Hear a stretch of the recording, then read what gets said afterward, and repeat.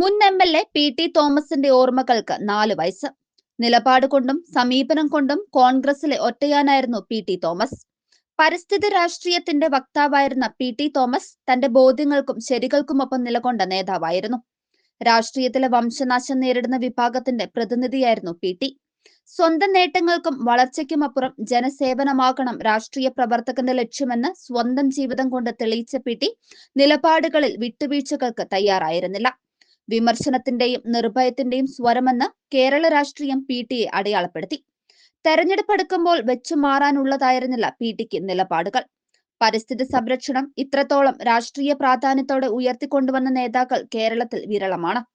പശ്ചിമഘട്ട സംരക്ഷണം മുൻനിർത്തി ഗാഡ്ഗിൽ കമ്മിറ്റി റിപ്പോർട്ട് നടപ്പാക്കണമെന്ന് വാദിച്ചപ്പോൾ ലോക്സഭാ സീറ്റ് നഷ്ടപ്പെട്ടു.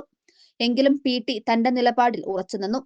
വിദ്യാർത്ഥി രാഷ്ട്രീയത്തിലൂടെ പൊതുരംഗത്തെത്തിയ പി.ടി. തോമസ് ഒരു കാലത്ത് എ ഗ്രൂപ്പിന്റെ മുന്നണി പോരാളികളിൽ ഒരാളായിരുന്നു.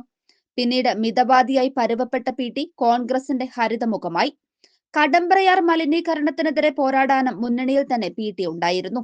സംഘടനാ പാടവത്തിലും നിയമസഭയിലെ പ്രകടനത്തിലും പി.ടി. തോമസ് ശക്തമായ സാന്നിധ്യമായി.